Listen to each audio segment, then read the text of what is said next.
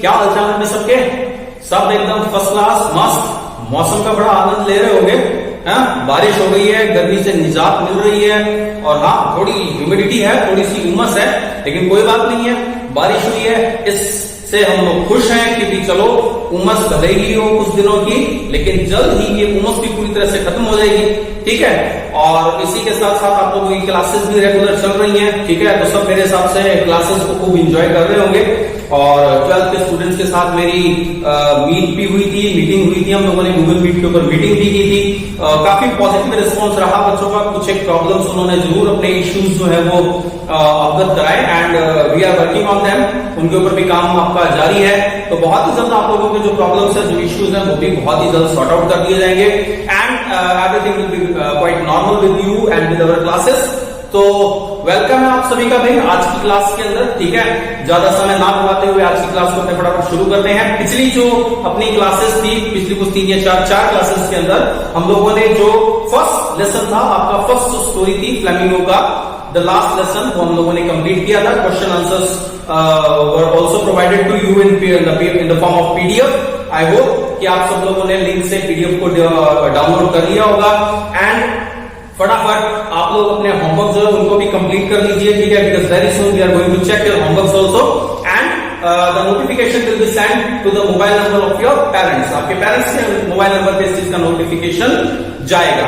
Okay, तो जल्दी अपना होमवर्क भी कंप्लीट कर दीजिए। अगर किसी ने वहां से अपना पीडीएफ डाउनलोड नहीं किया है तो उसका भी डिस्क्रिप्शन या उसका भी नोटिफिकेशन जो है वो आई थिंक आपको आई बटन में नजर आ रहा होगा, तो आप आई बटन से भी वहां पहुंचकर अपना जो पीडीएफ है वो डाउनलोड कर सकते हैं अगर किसी ने डाउनलोड नहीं किया है। ठीक है, तो चलते हैं आज की क्लास को फटाफट शुरू करते हैं, ज्यादा समय नहीं लेते हुए। ठीक है, जो लोग भी लाइव जुड़ गए हैं उन सबका वेलकम है। ठीक है, बिकॉज आज मैं आप लोगों को थोड़ा देख नहीं पाऊंगा, बिकॉज हमारा सिस्टम जो है उसमें कुछ फेलियर हो गया है। कल शायद मौसम की वजह से हुआ, I don't know particular the reason about that, क्या हुआ उसकी वजह से, उसके पीछे का रीजन मुझे नहीं मालूम, पर थोड़ा सा सिस्टम में फेलियर है, तो उस वजह से मैं ऑन द स्पॉट आप लोगों के कमेंट से जो लोग भी लाइव जुड़ पाए उनको मैं नहीं देख पाऊंगा। ठीक है, but our technical team is watching you regularly, वो आप लोगों को देख रहे हैं, तो आप लोग अपनी प्रेजेंस जो है वो फटाफट मार्क कर दीजिए। आज की क्लास को शुरू करते हैं। सबका वेलकम है, सबको मेरी तरफ से गुड मॉर्निंग है। जितने भी लोग जुड़े हैं और जो नहीं जुड़ पाए हैं उनको भी आप फटाफट मैसेज कर दीजिए, उनको इन्फॉर्म कर दीजिए कि भाई सब्जी से आज की क्लास में जुड़ जाओ, क्योंकि आज बहुत ही इंपॉर्टेंट चीज आप लोगों को करवाने वाला, बहुत इंपॉर्टेंट, बहुत ही इंटरेस्टिंग चीज है। और देखो इसी के लिए क्या है कि हम लोग कुछ नए फीचर्स भी आज की क्लास के अंदर लेकर आए हैं। ठीक है, बिकॉज पोएम मैं आप लोगों को करवाने वाला हूँ, शायद आप लोगों को दिखाई भी दे रहा होगा, मे बी आप लोगों ने जो थंबनेल है वहां से भी आपने देखा होगा, that today we are going to discuss the poem King of Beauty written by John Keats, and this poem is in your syllabus in the book Flamingo of your syllabus। आपकी जो book है flamingo उसके अंदर poem 4 है। ये कौन सी poem है? 4th poem है।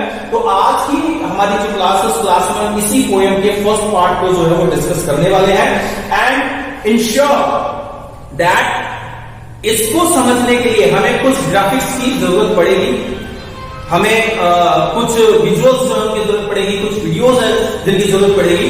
सो that's why our technical team is also working on that. ठीक है, उसने कुछ चीजों को स्टोर किया है, कुछ चीजें जो है वो आपको डिस्प्ले जो है वो साथ साथ किया जाएगा, ताकि आप लोगों को वो चीज या जो भी कंसेप्ट है जो इसमें समझाने की कोशिश की गई है वो अच्छे से आप लोगों को समझ में आए। तो जो लोग भी नहीं जुड़ पाए हैं आप अपने फ्रेंड्स को फटाफट इन्फॉर्म कर दीजिए, फटाफट मैसेज कर दीजिए कि भाई आप आज की क्लास में जुड़ जाओ लाइव, क्योंकि लाइव समझने में जो मजा है वो शायद मेरे हिसाब से वैसे समझने में नहीं आएगा।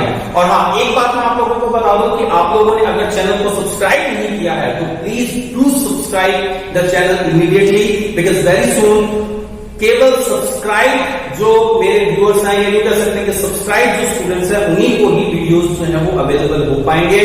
जिन्होंने चैनल सब्सक्राइब नहीं किया है उन्हें आने वाली क्लासेस के वीडियोस या आने वाली क्लासेस की नोटिफिकेशंस जो है वो नहीं मिल पाएंगे। So if you have not subscribe the channel, कोई पैसा नहीं लगता है बेटा। ठीक है, अगर आपको पढ़ने में मजा आ रहा है, अगर आपको चीजें समझ में आ रही हैं तो you must please subscribe the channel को सब्सक्राइब कर लो ताकि आपको नोटिफिकेशंस टाइम से मिल जाए। चलिए, तो आज की हमारी जो पोएम है आपकी book Flamingo, poem 4 entitled king of beauty, written by John Keats. Okay, तो इस पोएम को समझने से पहले सबसे पहले हम जॉन कीट्स के बारे में कुछ पढ़ने समझते हैं, जॉन कीट्स को जानने की कोशिश करते हैं। जिनके पास में भी बुक्स हैं, फटाफट अपनी बुक्स जो है वो आप ओपन कर लीजिए, ठीक है। जिनके पास भी बुक्स है फटाफट अपनी बुक्स जो है उन बुक्स को ओपन कर लीजिए, और जिनके पास बुक्स नहीं है वो मार्केट से बुक्स परचेज करोगे जल्दी से जल्दी, ठीक है। मार्केट से बुक परचेज कीजिए, अदरवाइज जो मैं आपको पढ़ा रहा हूं वो आपको समझ में नहीं आ पाएगा, क्योंकि बुक के वगैरह आप देखोगे कैसे, ठीक है। तो एक बार आप लोग अपने नेट से जो पोएम है उस पोएम की पीडीएफ जो है वो डाउनलोड कर लीजिए। अगर नेट से नहीं डाउनलोड कर पा रहे हो तो डिस्क्रिप्शन में भी पोएम की पीडीएफ का लिंक दिया हुआ है, तो आप डिस्क्रिप्शन से भी उसे डाउनलोड कर सकते हो, उसको डाउनलोड कर लीजिए ताकि आज की पोएम को पढ़ने में आपको इंटरेस्ट है, ठीक है। तो देखिए सबसे पहले हम लोग जॉन कीट्स के बारे में पढ़ते हैं। देखिए जॉन कीट्स बहुत ही फेमस पोएट रहे हैं, बहुत ही फेमस पोएट रहे हैं। कब के, किस टाइम के? तो इंग्लिश के अंदर क्या है कि लिटरेचर की जब हम बात करते हैं तो इंग्लिश लिटरेचर के अंदर जो भी पोएट्स आए, जो भी समय रहा, उसे कुछ शॉर्ट स्पैन्स के अंदर बांटा गया है, जिनको क्या कहा जाता है, एजेस कहा जाता है। क्या कहा जाता है? एजेस, ठीक है। यानी लिटरेचर के एजेस होते हैं, जैसे चौसर का एज था, इसी तरीके से एलिजाबेथन एज था, वैसे ही आगे चलकर एक एज आया या एक ऐसा समय आया जिसे क्या कहा जाता था, जिसे कहा जाता था रोमांटिसिज्म, ठीक है। क्या कहा जाता था? रोमांटिसिज्म कहा जाता था। अब आप सोचेंगे कि जी रोमांटिसिज्म क्या बोला है, तो रोमांटिसिज्म का मतलब क्या होता था कि इस समय के जो पोएट्स हुआ करते थे, या इस समय के जो भी कवि लोग हुआ करते थे, जो अभी लेखक हुआ करते थे, वो लोग अपनी राइटिंग्स के अंदर नेचर की चीजों को बहुत खूबसूरती से उनका डिस्क्रिप्शन करते, उनको डिस्क्राइब किया करते थे। उनका जो मतलब लिखने का अंदाज होता था उसमें नेचर की ब्यूटी को बहुत ही सुरीले, बहुत ही शानदार तरीके से नेचर की ब्यूटी का वो एक्सप्लेनेशन किया करते थे। तो रोमांटिसिज्म एक ऐसा एज था, एक ऐसा इरा था, एक ऐसा समय आया था जिसमें जो कवि हुए थे, जिसमें जो भी लेखक हुए थे, उन्होंने नेचर की खूबसूरती को अपनी पोएम्स में या अपने आर्टिकल्स में या अपने ड्रामास के अंदर यूज किया, ठीक है। तो जॉन कीट्स भी ऐसे ही लेखकों में से, ऐसे ही कवियों में से एक थे, ठीक है।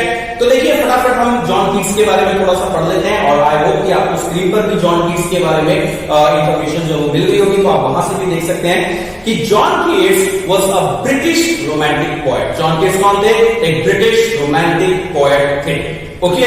His father name was Thomas Keats, father के नेम, उनका पिताजी का जो नाम था थॉमस कीट्स था, and his mother was Francis Keats, okay?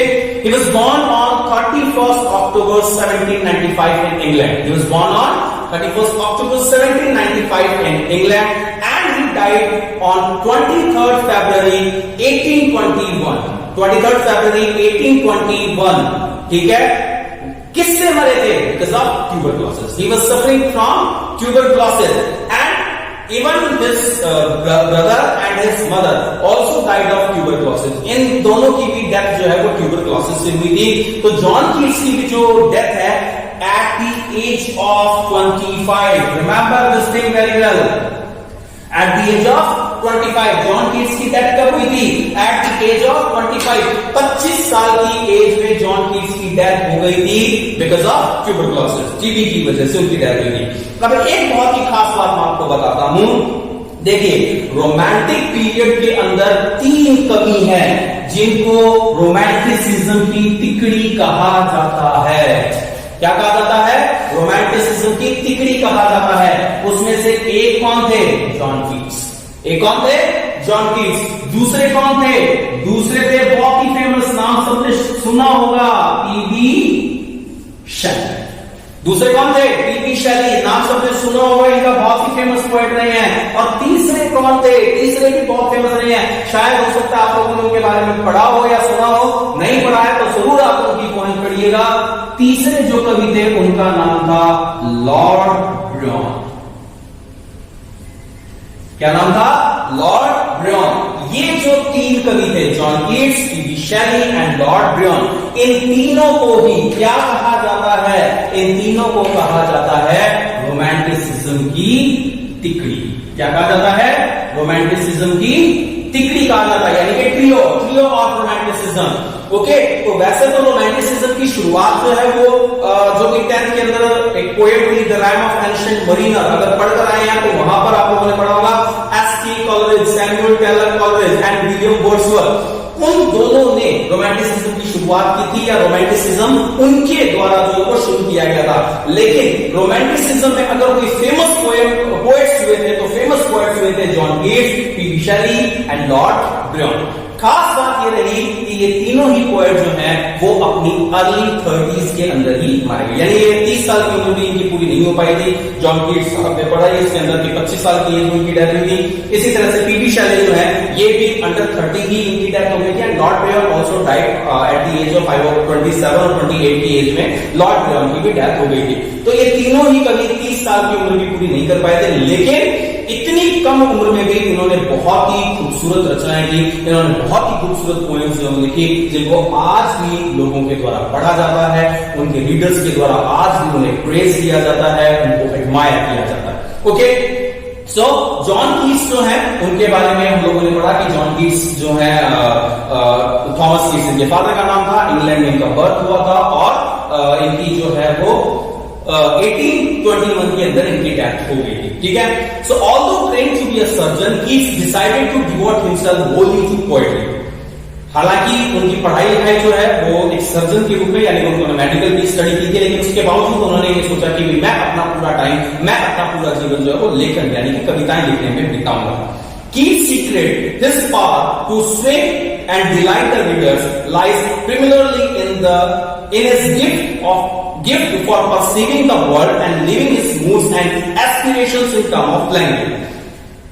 John Keats जो थे, जॉन कीट्स की ये खासियत थी, उनकी ये ताकत थी, या यूं कह सकते हैं कि उनका एक प्लस पॉइंट था, उनकी ये पावर थी कि वो अपने पाठकों या अपने कविताओं को पढ़ने वालों के मूड को बहुत अच्छे से समझ जाते थे और फिर अपनी कविताओं में ऐसी ही चीजों का उल्लेख करते थे जिनसे उनके पढ़ने वाले लोगों को बहुत खुशी होती थी, उनके आनंद की कोई सीमा नहीं रहती थी और वो अपनी भाषा के अंदर अपने एस्पिरेशंस यानी कि जिन भी लोगों को उनसे कोई अपेक्षा रहती थी, कोई आकांक्षा रहती थी, वो उनकी एस्पिरेशंस को अपनी कविताओं के मूड में जीने की कोशिश किया करते थे। ठीक है, तो ये तो बात थी जॉन कीट्स। ठीक है, जॉन कीट्स के बारे में आप लोगों ने पढ़ा कि हाँ ये ऐसे करके कुछ बातें थी। ठीक है, अब देखिए, अब हम बात करते हैं कि ये जो पोएम है, ठीक है, इस पोएम के बारे में बात करते हैं कि ये पोएम है क्या। अ थिंग ऑफ ब्यूटी जो पोएम है, आखिर ये पोएम क्या है, इसका क्या मतलब है, तो इसके बारे में हम पोएम के बैकग्राउंड पर चलते हैं। पोएम का बैकग्राउंड क्या है, क्या बताया गया है पोएम के अंदर। ठीक है, तो देखिए, the following is an extract from his poem Endymion. John Keats की एक लॉन्ग पोएम है, एक लंबी या एक बड़ी कविता है जिसका टाइटल है एंडीमियन। ठीक है, अच्छा, एंडीमियन जो मैं आपको बता दूं, इट्स अ ग्रीक टाइटल। ठीक है, ये ग्रीक लैंग्वेज में लिखा हुआ टाइटल है, एंडीमियन अ पोएटिक रोमांस, ये उनकी कविता का टाइटल है। ठीक है, एंडीमियन एक poetic romance. The poem is based on a Greek legend. ये कविता या ये जो बड़ी कविता है जिसका नाम है एंडीमियन, एंडीमियन कविता जो है वो एक ग्रीक कहानी, एक ग्रीक कथा के ऊपर आधारित। ओके, क्या है उस कथा के अंदर, देखो, in which Endymion a beautiful young shepherd. इसमें एंडीमियन जो है वो क्या है, वो एथिलस का बेटा है और वो एक बहुत ही खूबसूरत, बहुत ही जवान जो है वो एक शेपर्ड है, यानी कि ग्वाला है, भेड़े चराता है। ठीक है, भेड़े चराने का काम करता है।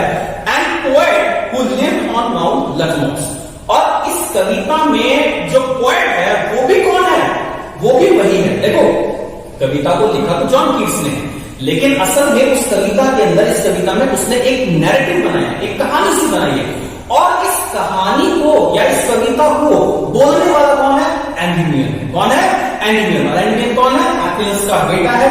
ठीक है, जो भी रहता कहां पर है, माउंट लथमोस पर रहता है और वो एक बहुत ही सुंदर, बहुत ही जवान सा जो है, हस्त पुष्ट, ठीक है, गठीले बदन का, बड़ा ही सुंदर, बड़ा ही सुंदर एक शेपर्ड है, एक ग्वाला है, एक चरवाहा है। ठीक है, he had a vision of Cynthia the moon goddess. एक दिन क्या होता है कि जो एंडीमियन है, एंडीमियन को सिंथिया का सपना आता है, यानी कि सिंथिया कौन है, चांद की देवी। जैसे हमारे यहाँ चंदा मामा होता है, ठीक है, वैसे वहां पे चंदा मामी अपोलोनी भी हो सकता है, ठीक है। तो सिंथिया जो है वो ग्रीक के अंदर चांद की देवी का नाम था, वो बहुत ही सुंदर, बहुत ही खूबसूरत थी, ठीक है। इसको डायना भी कहा गया है कुछ जगहों के ऊपर, ठीक है। तो एक दिन एंटोनियन को सपना आता है कि भाई वो चांद की जो देवी है या चंद्रमा की जो देवी है, वो देवी उसे उस सपने में दिखाई देती है, वो बहुत खूबसूरत है। उसकी खूबसूरती से वो इनामर्ड हो जाता है, वो एंचेंटेड हो जाता है, he attracted to the beauty of Diana.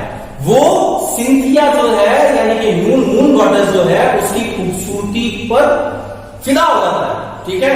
वो उससे प्यार कर बैठता है, ठीक है, उसको पसंद आ जाती है वो। The enchanted youth resolve to seek her out and so wander away through the forest and down under the sea. ये जो एंटोनियन था यानी ये जो चरवाहा था, ये चरवाहा उसकी खूबसूरती से इतना प्रभावित होता है, इतना उसकी तरफ आकर्षित हो जाता है कि बस वो निकल पड़ता है क्या करने के लिए, उस चंद्रमा की देवी को ढूंढने के लिए, उसकी खूबसूरती का बखान करते हुए, उसकी खूबसूरती के गुणगान करते हुए वो उसे ढूंढने के लिए निकल जाता है, ठीक है। वो पहाड़ों से होकर गुजरता है, झरनों से होकर गुजरता है, मैदानों से होकर गुजरता है, और वो जहां जहां से जा रहा है वो वहां की खूबसूरती को देखकर क्या करता है, कविता के रूप में गाता जाता है, ठीक है। जहां पर भी कहीं झरने दिखाई दिए तो झरनों की खूबसूरती बखान कर दी, कहीं पहाड़ दिखाई दिए तो पहाड़ों की खूबसूरती बखान कर दी। मतलब वो प्रकृति की, नेचर की जो ब्यूटी है, उस नेचर की ब्यूटी को डिस्क्राइब करते हुए, उसका एक्सप्लेनेशन करते हुए, उसका एनालिसिस करते हुए वो गुजरता जाता है, बढ़ता जाता है और कविता गाता जाता है। तो इसलिए ये जो पोयम है, ये पोयम यानी कि जो थिंग ऑफ ब्यूटी आप पढ़ रहे हो, असल में ये एंटोनियन जो पोयम है उस पोयम का एक छोटा सा पार्ट है। कौन सा? First stanza. This poem is the first stanza of the long poem Endymion written by John Keats. John Keats की लिखी गई लंबी या बड़ी पोयम एंटोनियन का एक छोटा सा हिस्सा है, पहला हिस्सा है, पहला स्टेंजा है, जिसको हम थिंग ऑफ ब्यूटी के रूप में यहां आज पढ़ने वाले हैं। बिल्कुल वैसे जैसे हमारे यहाँ पे हमारा राष्ट्रगान है, ठीक है, जनगण मन अधिनायक जय हे, ठीक है। इसी तरीके से अगर हम वंदे मातरम भी अगर हम गाते हैं, हमारा जो राष्ट्रगीत है वंदे मातरम, ठीक है, ये क्या है, ये असल में रविंद्रनाथ टैगोर और बंकिम चंद्र चटर्जी के द्वारा लिखी गई लंबी रचनाएं, बड़ी रचनाएं, और उन बड़ी रचनाओं के एक छोटे हिस्से को हम लोगों ने अपने राष्ट्रगान और राष्ट्रगीत के रूप में क्या दी है, जगह दी है, ठीक है। तो हम पूरा राष्ट्रगान, पूरा जो है वो नहीं गाते, बल्कि उसका एक छोटा सा हिस्सा गाते हैं। इसी तरह से हम पूरी एंटोनियन पोयम को नहीं पढ़ रहे हैं, बल्कि उस पोयम का जो फर्स्ट स्टेंजा है उस फर्स्ट स्टेंजा को पढ़ेंगे, जिसे क्या टाइटल दिया गया है, अ thing of beauty. And this is a very famous cure, it's a very famous quotation. You can see this quotation many, मतलब कई जगहों पर आप देख सकते हैं, जगह जगह पर आपको दिखाई देती है, अ thing of beauty is joy forever. A thing of beauty is joy forever। बहुत ही खूबसूरत लाइन है जॉन कीट्स के द्वारा लिखी गई। तो आज की इस कविता में हम इस पोएम को शुरू करने वाले हैं। ओके, पोएम शुरू करने से पहले मैं आपको पोएम के स्टाइल के बारे में बता देता हूं कि ये पोएम किस तरह से लिखी गई है। Actually this poem is written in rhyming couplets. किसमें लिखा गया है? इसको राइमिंग कपलेट्स में लिखा गया है, ठीक है। अब राइमिंग कपलेट्स क्या चीज होती है, जरा थोड़ा सा समझने की कोशिश करना। देखो, कपलेट का मतलब होता है जब दो के जोड़ों के अंदर सेंटेंसेस लिखे गए होते हैं, दो के, ठीक है। और राइमिंग का मतलब कि वो आपस में राइम कर रहे हैं, जैसे फॉरएवर एंड नेवर। तो अगर आप इसकी राइमिंग देखें तो क्या है, ओके। इसी तरह से कीप एंड स्लीप, तो इसकी राइमिंग देखेंगे तो क्या है, बी, क्या हो जाएगी राइमिंग, बीबी। इसी तरीके से क्या है, breathing and breathing and breathing, ठीक है। तो ये क्या हो गया है, ये सीसी। इसी तरीके से अर्थ एंड डर्थ, तो ये क्या हो गया है, डीटी। और इसी तरीके से जैसे जैसे आप आगे बढ़ते जाएंगे, so the rhyming of this poem is A B B C C D D E F F, जो कि तो ये पूरी पोएम जो है वो किसमें लिखी गई है, राइमिंग कपलेट्स के अंदर लिखी गई है, राइमिंग कपलेट्स में लिखी गई है। और खास बात स्क्रीन पर नजर आ रही होगा आप लोगों को, the poem is written in iambic pentameter. It is written in iambic pentameter. So the rhyming couplets which are written in iambic pentameter are known as heroic couplet. क्या कहा जाता है उन्हें, heroic couplet कहा जाता है। तो ये पूरी पोएम असल में किस स्टाइल में लिखी गई है, हेरोइक कपलेट के स्टाइल में लिखी गई है। अगर मीटर पूछा जाए तो ये किसमें है, iambic pentameter में लिखा गया है, ठीक है। अच्छा, iambic पेंटामीटर ये आपको समझने की बात, ये आपके लिए जरूरी नहीं है। क्यों? क्योंकि ये लिटरेचर की बात है, लिटरेचर के स्टूडेंट्स के लिए जरूरी है। इस पोएम के एंड में मैं जरूर आप लोगों को iambic पेंटामीटर के बारे में ब्रीफ डिस्क्रिप्शन जरूर दूंगा कि क्या चीज होती है। फिलहाल आपको ये याद रखना है इस पूरी पोएम की राइमिंग स्कीम जो है कपलेट्स के अंदर है A A B B C C D D। Okay, चलिए तो अब हम शुरू करते हैं पोएम। ठीक है, आज इस पोएम का फर्स्ट पार्ट जो है वो आज की क्लास में हम लोग डिस्कस करने वाले हैं। तो फटाफट, ठीक है, अपनी बुक्स ओपन कीजिए और फटाफट इस फर्स्ट पार्ट को समझते हैं। तो शुरू करते हैं हम आज की पोएम को। ठीक है, title a thing of beauty by John Keats. Okay, so see, a thing of beauty is joy forever. A thing of beauty is joy forever, यानी कि प्रकृति की खूबसूरत चीज जो है, प्रकृति की जो खूबसूरत चीजें जो हैं वो क्या है? जॉय फॉरएवर, यानी कि वो हमेशा ही क्या देने वाली है? खुशी देने वाली। जॉय फॉरएवर यानी कि वो हमेशा हमें क्या देती है? खुशी देती है। ठीक है, अब आप खुद इस चीज को अनुभव कर सकते हैं, आप खुद इस चीज को थोड़ा सा एक्सपीरियंस कर सकते हैं कि जब आप किसी बहुत ही खूबसूरत सी चीज को देखते हैं, ठीक है, जब आप किसी पौधे पर खिले हुए गुलाब के खूब सुंदर से फूल को देखते हैं, जब हम किसी बगीचे के अंदर मोर को नाचते हुए देखते हैं, जब हम बहते हुए झरने के पानी को देखते हैं, जब हम कल कल बहती हुई नदियों की आवाज को सुनते हैं, जब पहाड़ों पर फैली हुई हरियाली जब नजर आती है, कैसा लगता है? बहुत ही खुशी होती है। ऐसा लगता है कि वाह, मजा आता है। जैसे अभी बारिश हुई है ना, बारिश होने के बाद में पौधे कितने खूबसूरत हो जाते हैं। बारिश होने के बाद में पौधों के ऊपर एक नया ही उत्साह आ जाता है, एक नए उमंग, एक नया एक्साइटमेंट नजर आता है। So the poet is saying the same thing. क्या? ये thing of beauty is joy forever, कि ये खूबसूरत चीज जो है वो हमेशा क्या देती है? खुशी देने वाली होती है, वो हमेशा खुशी देती है। इट्स लवलीनेस इंक्रीजेस, उसकी खूबसूरती, उसका प्यारापन क्या होता रहता है? बढ़ता ही रहता है, यानी वो कभी खत्म नहीं होती। ठीक है, खूबसूरती कभी खत्म नहीं होती, कभी फेड नहीं होती है। ठीक है, the beauty of a thing never fades out, वो कभी फेड नहीं होती है, बल्कि उसकी खूबसूरती हमेशा क्या रहती है? इंक्रीज होती रहती है। हमेशा उसकी खूबसूरती क्या होती जाती है? इंक्रीज होती जाती है। It will never pass into nothingness. It will never pass into nothingness. The word nothingness, nothingness का मतलब क्या है? The word nothingness means destroy. क्या मतलब है? Destroy. That it will never pass into nothingness. ये कभी भी समाप्त नहीं होती, ये कभी भी डिस्ट्रॉय नहीं होती, ये कभी भी डेके नहीं होती। डेके यानी कि क्षय हो जाना किसी चीज का, बर्बाद हो जाना, खत्म हो जाना। It will never pass into nothingness, ये कभी भी समाप्त नहीं होती, ये कभी बर्बाद नहीं होती है। But will keep a power quiet for us, but will keep a power quiet for us, ये हमारे लिए क्या करती है? But will keep a power quiet for us, हमारे लिए हमेशा एक बावर का निर्माण करती है। कैसा बावर? जो बिल्कुल क्या है? शांत, शांत बावर। बावर क्या चीज होती है? देखो, बावर का मतलब होता है स्मॉल गार्डन। ठीक है, किसी छोटे गार्डन को क्या कहा जाता है? बावर कहा जाता है। उपवन बोल सकते हो, वाटिका बोल सकते हो, ऐसा छोटा सा। तो ये जो खूबसूरत चीजें होती है प्रकृति की खूबसूरत चीजें हमेशा खुशी देती हैं। प्रकृति की खूबसूरत चीजों की जो खूबसूरती है, उनकी जो लवलीनेस है, वो हमेशा बढ़ती ही रहती है, वो हमेशा इंक्रीज होती जाती है, हमेशा जो है वो बढ़ती जाती है। It will never pass into nothingness, वो कभी क्या नहीं होती है? डिस्ट्रॉय नहीं होती, वो कभी बर्बाद नहीं होती, कभी भी उनमें कोई डेके नहीं होता, कभी कोई क्षय नहीं होता है। But they keep a power quiet for us, बल्कि प्रकृति की जो सुंदर चीजें हैं, पेड़ हैं, पौधे हैं, फूल हैं, पशु पक्षी हैं, ठीक है, झरने हैं, नदियां हैं, सूरज है, चांद है, ये सब चीजें हमारे लिए क्या बनाती हैं? एक छोटा सा शांत सा गार्डन बनाती है, एक छोटा सा शांत सा बगीचा हमारे लिए बनाती है। देखो, हम भी जब कई बार दुखी होते हैं, आपने कई बार देखा होगा, ठीक है, कि हम अपने फिल्मों में कई बार ये चीज सुनी होगी कि जब किसी को कोई बीमारी हो जाती है, कोई ऑपरेशन होता है उसका, तो पुरानी फिल्मों में भी ऐसा कहा जाता था कि आप इनको कहां ले जाओ? हिल स्टेशन ले जाओ। हम छुट्टियों में घूमने के लिए जाते हैं, ठीक है, कहीं प्रकृति की गोद में जाते हैं, नेचर के पास जाते हैं, कोई जो हिमाचल जाके आता है, कोई साउथ के अंदर घूमकर आता है, कोई कहीं पर माउंट आबू घूमकर आता है। क्यों? क्योंकि नेचर की जो ब्यूटी है वो पर्पस हमें अट्रैक्ट करती है, वो पर्पस हम लोगों को आकर्षित करती है, वो पर्पस हमें कहती है कि आओ आओ और आकर इस नेचर की ब्यूटी को एंजॉय करो, इसका आनंद लो, इसका लुत्फ उठाओ, देखो, इसको अपने अंदर समेटने की कोशिश करो। तो यहां पर वो यही चीज कह रहा है कि but will keep a bound quiet for us.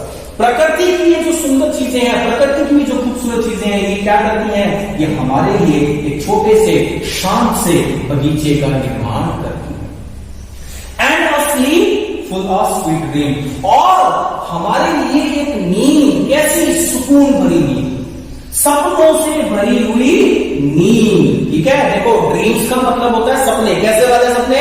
अच्छे वाले सपने, ठीक है, जिनको देखकर आपको सुकून आता है, आपके चेहरे पर एक सोते सोते हल्की सी स्माइल आ जाती है। ऐसे जो सपने हैं उनको ड्रीम्स कहा जाता है। लेकिन जिन सपनों को देखकर आपको डर लगता है, उन सपनों को क्या बोलते हैं? उन्हें नाइटमेयर कहा जाता है। ठीक है, क्या कहा जाता है? उन्हें नाइटमेयर कहा जाता है। ध्यान रखना, डरावने सपनों के लिए ये वर्ड यूज किया जाता है नाइटमेयर, बाकी सपनों के लिए क्या यूज किया जाता है? ड्रीम्स। तो ये जो प्रकृति की सुंदर चीजें, ये जो प्रकृति की खूबसूरत चीजें हैं, ये हमारे लिए क्या करती हैं? एक बड़ी ही सुकून भरी, बड़ी ही प्यारी सी, बड़ी ही खूबसूरत सी, बड़ी ही सपनों से भरी नींद हम लोगों को देती है। देखो, जब हम प्रकृति की गोद में होते हैं, जब हम सुकून भरी नींद में सोते हैं, तो हमें क्या आते हैं? अच्छे अच्छे सपने आते हैं। और आप देखो, आपने अगर दिन भर थकान हो गई, आपको दिन भर आपने मेहनत की और दिन भर की मेहनत के बाद आपको थकान हो गई है, तो क्या चाहिए सबसे ज्यादा? उस समय सबसे ज्यादा हमें क्या जरूरत होती है? प्यारी सी नींद की जरूरत होती है। हम ये मतलब सोचते हैं कि भाई ये मिल जाएगा तो मैं खुश हो जाऊंगा, वो मिल जाएगा तो मैं खुश हो जाऊंगा, इतना पैसा हो जाएगा तो खुश हो जाऊंगा, इतने नंबर आ जाएंगे तो ठीक हो जाएगा, अच्छा हो जाएगा, इतने मार्क्स आ जाएंगे तो मैं खुश हो जाऊंगा। ये सब चीजें जो है वो क्या है? झूठी है। All these things are false, these are false mythologies. ये हमारे फॉल्स ऐसे हमारे दिमाग के अंदर हम लोगों ने परसेप्शंस बना लिए हैं कि हाँ ऐसा हो जाएगा तो मैं खुश हो जाऊंगा, जबकि वास्तविकता ये है कि खुशी हमारे अंदर है, बस हमें अपने अंदर वाली खुशी को जानना है। और वो जान कैसे सकते हैं? When we come close to the nature, जब हम प्रकृति के नजदीक आते हैं, जब हम प्रकृति को समझने की कोशिश करते हैं, जब हम नेचर के नजदीक आते हैं और नेचर की इन ब्यूटीफुल चीजों के पास आते हैं, तब हमें समझ में आता है that the real happiness is inside। हमारे अंदर जो खुशी है वो तो हमारे अंदर ही है। The beauty, the happiness, the joy lies inside us। हमारे अंदर ही है सब कुछ सब। तो वो कहता है, कवि कहता है, जॉन कीट्स कहता है कि जो प्रकृति की खूबसूरत चीजें हैं वो क्या करती हैं? वो हम लोगों को एक गहरी नींद देती हैं, वो हम लोगों को एक अच्छे सपनों से भरी हुई नींद देती हैं। एंड हेल्थ, और क्या देती हैं? हमें हेल्थ देती है, अच्छा स्वास्थ्य देती हैं। एंड क्वाइट ब्रीदिंग, और हमारी सांसों को आराम देती है।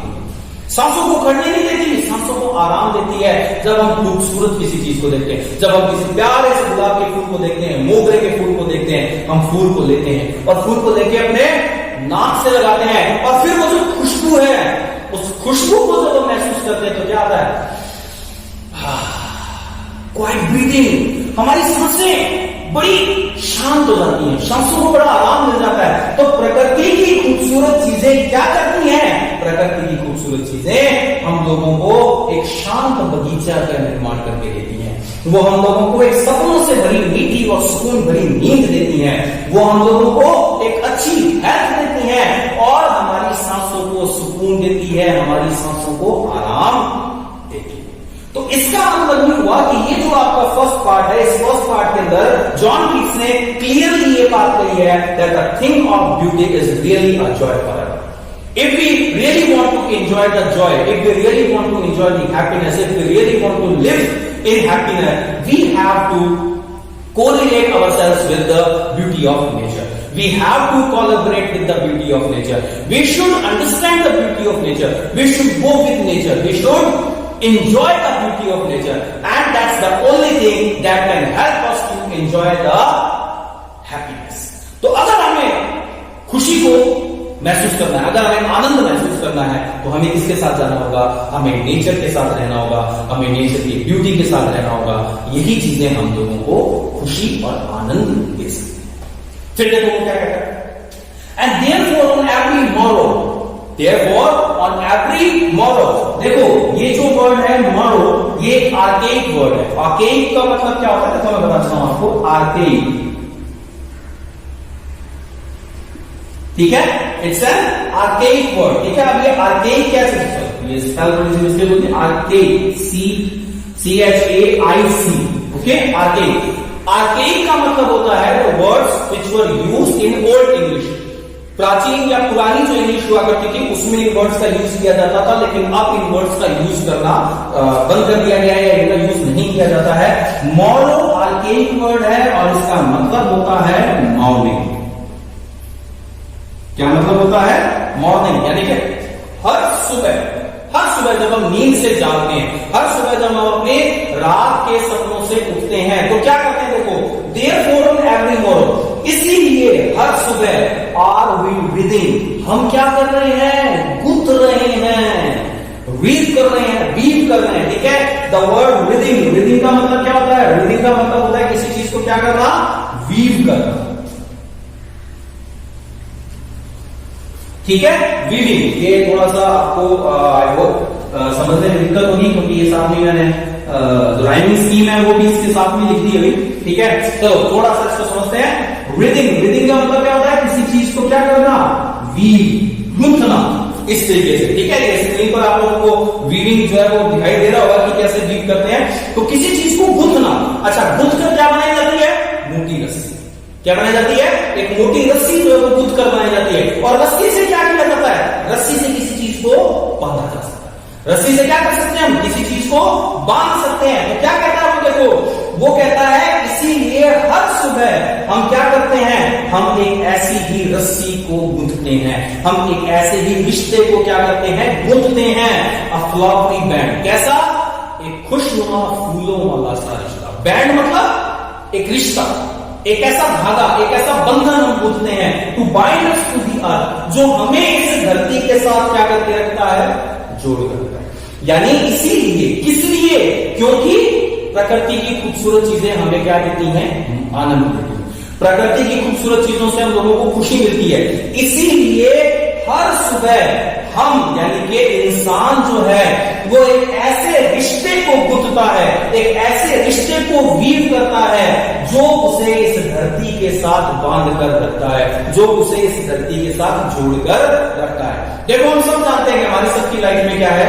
दुख भी आते हैं। हम सबकी लाइफ में चोट लगती है, दुख होते हैं, दर्द होता है, तकलीफें आती हैं, परेशानियां आती हैं। लेकिन फिर भी कितनी बड़ी कोरोना है ना, कितनी बड़ी प्रॉब्लम आई हुई है, पूरा वर्ल्ड जो है वो इससे सफर कर रहा है, पूरा वर्ल्ड जो है वो इस चीज को जो है वो इसका सामना कर रहा है। कितने सारे लोग परेशान हैं, कितने सारे लोगों की जानें भी जा चुकी हैं, but still we are existing. हमें से कोई ये तो नहीं सोचा ना कि यार मैं तो आत्महत्या कर दूं, क्या चलेगा यार, क्या यार ये दुनिया क्या कोई जिंदगी है क्या? ऐसे बीमारियां आती रहती हैं, ऐसे तकलीफें आती रहती हैं, ये कोई जिंदगी है क्या? आत्महत्या कर लेते हैं। क्यों? क्योंकि हम सबको नेचर की ब्यूटी जो है वो बांध कर रखती है। नेचर की ब्यूटी जो है वो हमें ये दिलासा देती है, हम लोगों को स्ट्रेंथ देती है, पावर देती है that yes you must stand up and fight with the situation. खड़े हो और इस सिचुएशन के साथ फाइट करो। एक छोटा सा पौधा जो होता है ना, वो भी बारिश के अंदर अपने आप को स्टेबल करने की कोशिश करता है, और फिर जब बारिश निकल कर चली जाती है, उस बारिश के बाद वो पौधा फिर से खिलता है, फिर से उससे फूल आते हैं, फिर से वो लोगों को खुशी देता है। तो बस यही कहता है कि हर सुबह हम लोग एक ऐसे रिश्ते की गूंथनी शुरू करते हैं, एक ऐसे रिश्ते को गूंथना शुरू करते हैं जो हमें इस धरती के साथ बांध के रखता है। Spite of despondence of inhuman dearth, spite of despondence. The word despondence का मतलब क्या होता है? डेस्पोंडेंस का मतलब होता है डिप्रेशन। क्या मतलब होता है? डिप्रेशन, या जिसको आप डिजेक्शन भी बोल सकते हैं, यानी कि दुख। डेस्पोंडेंस का मतलब क्या है? दुख। और डर्थ, इनह्यूमन डर्थ। तो डर्थ का मतलब क्या होता है? किसी चीज की कमी हो जाना, किसी चीज की क्या हो जाना? कमी हो जाना, यानी कि डेफिशिएंसी।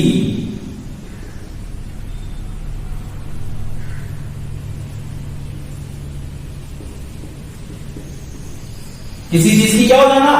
डेफिशिएंसी, यानी कि किसी चीज की कमी हो जाना।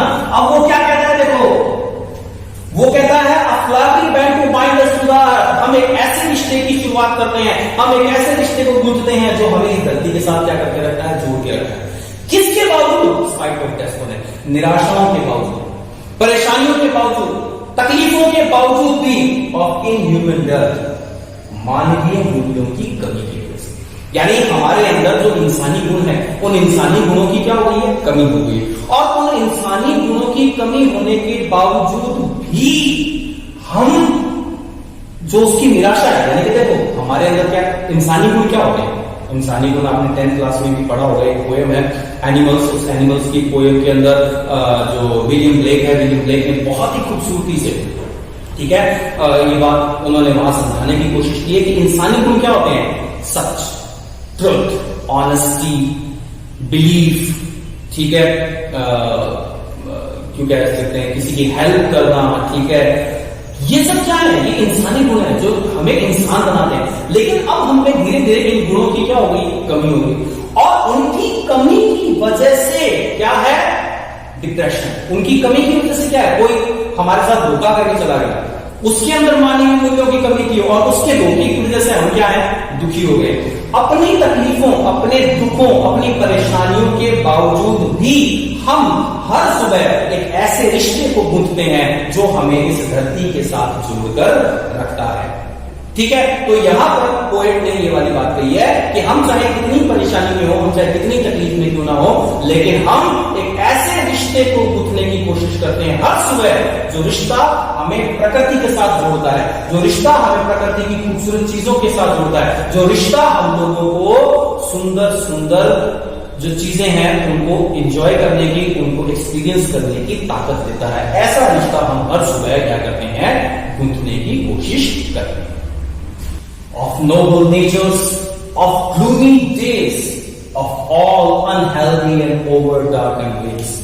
ठीक है, देखो क्या कहता है पोएट? पोएट कहता है कि spite of dissonance of inhuman death, यानी कि हमारे अंदर जो निराशा है, उन निराशा के बावजूद, अब वो निराशा के रीजंस बताए। क्या क्या रीजन है? पहला रीजन उसने बताया ऑफ इनह्यूमन डेथ, यानी कि मानवीय मूल्यों की क्या हो गई है? कमी, उसकी वजह से हमारे अंदर निराशा। ऑफ नोबल नेचर्स, जो अच्छे गुण हैं, जो सज्जन गुण हैं, वो स्वाभाविक जो गुण है, जो अच्छा स्वभाव है, वो कहीं ना कहीं गायब हो गया, कहीं ना कहीं हो गया। Of gloomy days, the word gloomy, gloomy means sad, okay, the word gloomy, gloomy का मतलब क्या होता है? फुल ऑफ सैडनेस, दुख से भरा हुआ।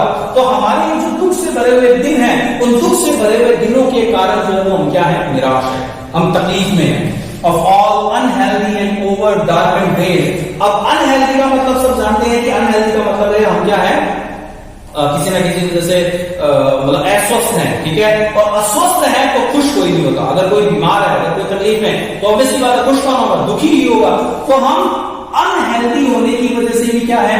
दुखी है। एंड ओवर डार्कन डेज, एक बहुत अच्छी फ्रेज है। ओवर डार्कन डेज का मतलब है the unhappiness in our life. हमारी लाइफ में जो भी अनहैप्पीनेस है, उस अनहैप्पीनेस के कारण भी हम दुखी हैं। देखो क्या क्या रीजन बताए उसने कहा कि स्पाइट ऑफ डेस्पोनेंस, यानी कि अपनी तकलीफ और अपनी निराशाओं के बावजूद, अपने दुख के बावजूद, दुख किस कारण से है? पहला, इन ह्यूमन डेथ, ठीक है, यानी कि डेफिशिएंसी ऑफ ह्यूमन वैल्यूज। ठीक है, नोट डाउन कर लेना आप लोग इस चीज को साथ साथ में, deficiency of human values. Second, noble nature, यानी कि lack of noble nature, okay, हमारे अंदर में जो भी नोबल नेचर्स हैं उनकी कमी की वजह से। Of gloomy days, intense the sad days of our life, the unhappy days of our life, यानी कि हमारी जिंदगी के जो भी ऐसे दिन है जिसमें हमें तकलीफें रही हैं, उनकी वजह से भी हम दुखी हैं। ऑफ ऑल अनहेल्दी, यानी कि because of our poor health, अगर हम तकलीफ में, अगर हम बीमार है तो उसकी वजह से भी हम लोगों को दुख है। And over darken days, and all the ways that makes us unhappy, वो सारे तरीके जिन्होंने हमें क्या किया है? दुखी किया है, अनहैप्पी किया है, उन सब की वजह से हमें अपने जीवन में जो परेशानियां हैं, जो तकलीफें हैं, जो दुख हैं, हम उस दुख से बाहर निकलने के लिए क्या करते हैं? क्या करते हैं बाहर निकलने के लिए? बताओ मेरे को। अरे वही अभी थोड़ी देर पहले जॉन कीट्स ने जो कहा वही करते हैं। उस दुख से बाहर निकलने के लिए हर सुबह जब हम उठते हैं तो हम प्रकृति के साथ अपना एक रिश्ता जोड़ने की कोशिश करते हैं।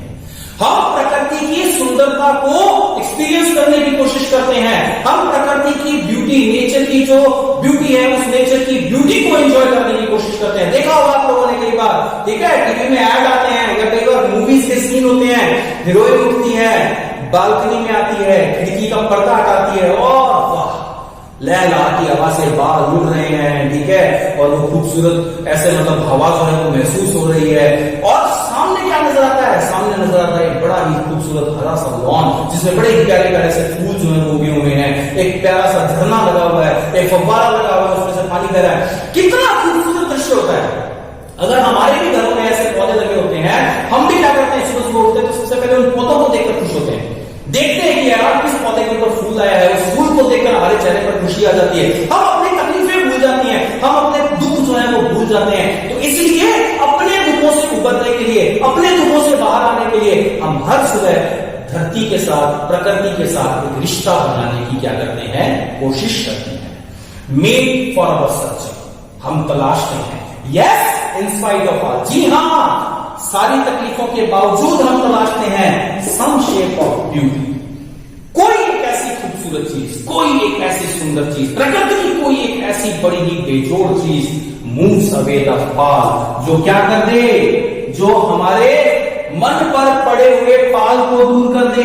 पाल का मतलब क्या होता है, कवर बोल दो, या इसको श्राउड भी बोला जा सकता है। श्राउड का मतलब ऐसे क्या होता है, कफन, ठीक है, श्राउड का मतलब ऐसे क्या होता है, कफन। तो पाल का मतलब क्या है कि some shape of beauty moves away the pall from our dark spirits. The word dark spirits, क्या मतलब है इसका, द वर्ड डार्क स्पिरिट्स मतलब the unhappiness of our life.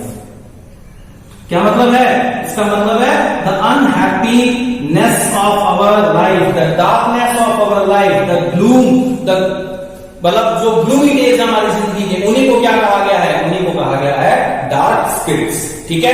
तो वो क्या कहता है कि मेड फॉर अवर सर्चिंग, यानी कि हम जब दुख में होते हैं, हम जब परेशानी में होते हैं, तकलीफ में होते हैं, तो हम तलाशते हैं, ढूंढते हैं, जी हां, अपनी सारी की सारी तकलीफों के बावजूद भी हम तलाशते हैं प्रकृति की एक ऐसी खूबसूरत चीज को, एक ऐसी सुंदर चीज को, जो हमारे मन पर पड़े दुख के पर्दे को क्या कर सकती हो, दूर कर सकती हो। एक एग्जाम्पल ले लो छोटा सा, एक पिता है, मान लीजिए एक पेरेंट है, एक फादर है, वो ऑफिस गया है, ऑफिस में आज उसकी किसी के साथ लड़ाई हो गई, झगड़ा हो गया, उसकी वजह से उसको काफी नुकसान हुआ। वो जब आ रहा था, वो रास्ते में किसी के साथ उसका एक्सीडेंट हो गया, उस एक्सीडेंट के अंदर भी उसका काफी नुकसान हो गया, उसको लग भी गई थोड़ी बहुत, ठीक है, हल्की फुल्की चोट आई, गाली गलौज होगी किसी के साथ में, बड़ा दुखी है। आज का दिन बहुत ही फैटक गया, आज का दिन बहुत ही जो है वो उसका डिस्ट्रॉय हो गया, बहुत ही बेकार दिन गया, और वो घर घुसता है। जैसे ही घर घुसता है, बहुत गुस्से में, बहुत परेशान है, बहुत दुखी है, लेकिन उसका जैसे घर घुसता है, छोटा सा साल भर का बच्चा जो है वो ऐसे चलकर आता है और आकर अपने पापा के पैरों को पकड़ लेता है। बताइए कि क्या उस समय उस पिता के मन में जो दुख है, क्या वो अपने दुख को उस बच्चे पर जाहिर करेगा? क्या वो तकलीफ उसने जो आज पूरे दिन में झेली है, क्या वो उस तकलीफ का छोटा सा भी हिस्सा उस बच्चे के ऊपर आने देगा? वो अपनी तकलीफ भूल जाएगा, वो अपनी परेशानी भूल जाएगा, वो अपने जो दुख है, जो परेशानियां है, वो भूल जाएगा और फटाफट अपने छोटे से बच्चे को गोद में उठा लेगा। गोद में उठाकर वो अपने दुख को कुछ समय के लिए भूलकर उसके साथ खुश होगा, उसके साथ खेलेगा, उसके साथ खुशी जाहिर करेगा। क्यों? क्यों? क्योंकि वही छोटा सा बच्चा जो वो क्या है, शेप ऑफ ब्यूटी, वो छोटा सा बच्चा ही वो प्रकृति की खूबसूरत चीज है, जिसने क्या किया, उस पिता के ऊपर पड़े हुए अनहैप्पीनेस के पर्दे को क्या कर दिया, दूर कर दिया। ऐसा ही हम सबके साथ है। जब भी हम दुखी होते हैं, तकलीफ में होते हैं, परेशानी में होते हैं, go in the lap of nature, प्रकृति की गोद में जाओ और प्रकृति की गोद में जाकर उस प्रकृति को एंजॉय करने की कोशिश करो, उस नेचर की ब्यूटी को एंजॉय करने की कोशिश करो, और सच में वो नेचर की ब्यूटी आपको बहुत आनंद देगी, बहुत खुशी देगी, बहुत ही आपकी परेशानियां जो है, परेशानियों से आपको बाहर निकाल देगी, and you will feel really very enjoyment, आपको बहुत खुशी महसूस होगी। तो आज की हमारी जो क्लास है, इस क्लास में हम इस पोएम के पार्ट को यहीं तक करेंगे। नेक्स्ट जो क्लास होगी, उस नेक्स्ट क्लास में हम इस पोएम को कंप्लीट करेंगे और इसकी कुछ और जो एलिमेंट्स हैं, एलिमेंट्स के ऊपर डिस्कशन करेंगे, ठीक है। आज की क्लास में आपको अगर कोई पार्ट नहीं समझ में आया, even I have tried to explain the things with the visuals, with the graphics on the screen पर जो भी ग्राफिक्स है उनके माध्यम से भी आपको समझाने की कोशिश की है। फिर भी आपको अगर कोई चीज आपको आज नहीं समझ में आई तो आप कमेंट बॉक्स के अंदर पूछ सकते हैं, आपके कमेंट्स के आपको जवाब दिए जाएंगे, ठीक है। क्योंकि आज मैं लाइव आप लोगों के जवाब जो नहीं दे पाया because of our system failure थोड़े से। तो आप अपने कमेंट बॉक्स के अंदर अपने क्वेश्चन पूछकर, अपनी क्वेरीज पूछकर जवाब जो है वो दे सकते हैं। ओके, आज का होमवर्क मैं आप लोगों को बता रहा हूं। आज आपको क्या करना है, हमने इस पोएम का जहां तक का पार्ट पढ़ा है, यानी कि डार्क स्पिरिट्स तक का जो पार्ट है वो आज हम लोगों ने कंप्लीट किया है। आपको मुझे यहां तक के पार्ट में जो फिगर ऑफ स्पीचेस यूज हुई हैं उन फिगर ऑफ स्पीचेस को बताना है। आप मुझे बताएंगे कि कौन कौन सी फिगर ऑफ स्पीचेस यहां तक के पार्ट में यूज हुई है। नेक्स्ट क्लास में मैं आप लोगों को जरूर बताऊंगा, लेकिन उससे पहले कि आप लोगों का टास्क है, आप कमेंट बॉक्स के अंदर बता सकते हैं। अगर आप व्हाट्सएप ग्रुप में बताना चाहें तो व्हाट्सएप ग्रुप में बता सकते हैं, और अगर आप पर्सनली भी व्हाट्सएप के ऊपर अपने आंसर्स को भेजना चाहें तो आप अपने आंसर्स भेज सकते हैं। ठीक है, तो आज की क्लास में इतना ही। नेक्स्ट क्लास में बहुत ही जल्द मिलते हैं। ठीक है, तब तक चैनल को लाइक करते रहो, इसको सब्सक्राइब कर लो, घर में रहो, सुरक्षित रहो और नया कुछ ना कुछ सीखते रहिए। Okay, thank you, bye bye.